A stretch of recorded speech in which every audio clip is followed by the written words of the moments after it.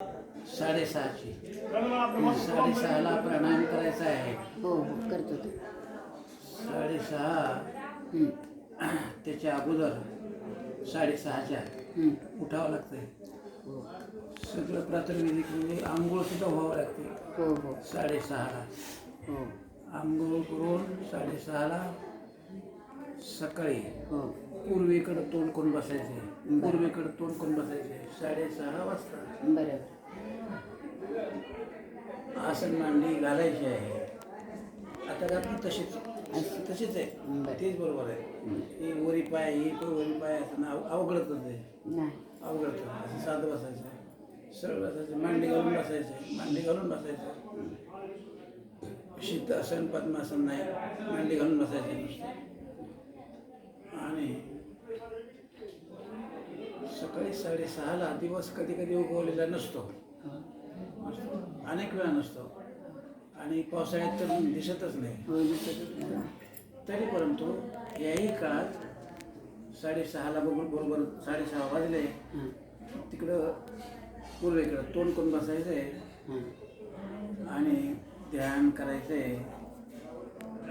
सुरुवातीला सूर्याचं करायचं ध्यान करायचे. सूर्याचं ध्यान म्हणजे कल्पनाच करायची. आपण सूर्य बघितलेला आहे, सकाळचा बघितलेला आहे, उगवता बघितलेला आहे. मग त्यावेळेस उगवलेला असेल लागत नसेल, पण आपण तर उगवत्या सूर्याचं ध्यान करणार आहोत. सकाळचा लालबुंद सूर्य आपण त्याचं ध्यान करणार आहोत. ध्यान करणार आहोत म्हणजे कल्पना करणार आहोत.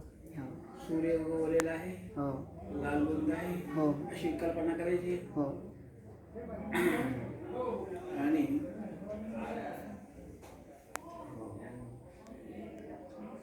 ध्यान करायचे 3 मिनिटं. लक्षात ठेवून ओंकार म्हणायचं आहे. ओंकार ओंकार म्हणजे ओम. ओम कसं म्हणायचं ते सांगतो.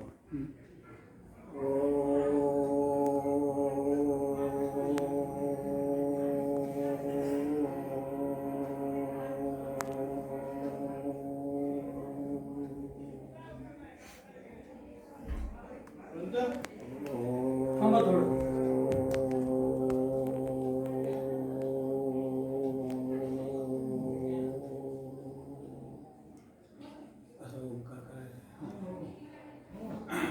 असं म्हणायचं ओंकार.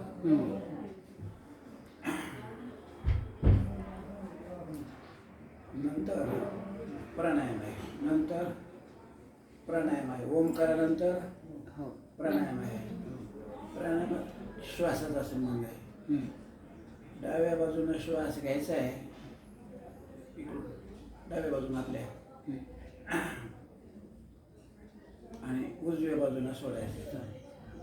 त्याच्यासाठी ही 2 बोटं, उजव्या हाताची ही 2 बोटं 2 बाजूला 2 ठेवायचे. डावीकडून श्वास घ्यायचा आहे, इकडून घ्यायचा श्वास, इकडची बंद, अंगठ्याकडची बंद. श्वास घ्यायचा आहे, दमानं घ्यायचा आहे, पोटभर घ्यायचा आहे श्वास, आणि इकडून सोडायचा आहे पुन्हा उजवीकडून श्वास. दमानं घ्यायचं आहे आणि दमानं सोडायचं आहे. हे 3 मिनिटं ओंकार, 3 मिनिटं प्राणायाम, 3 मिनिटं. लक्षात आलं का? पण कसं करायचं आहे?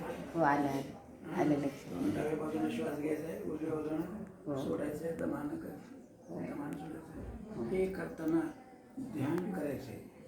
सूर्याचं करायचं. हे करताना प्राणायाम करताना डावीकडून श्वास घ्यायचा, ध्यान सूर्याचं करायचं.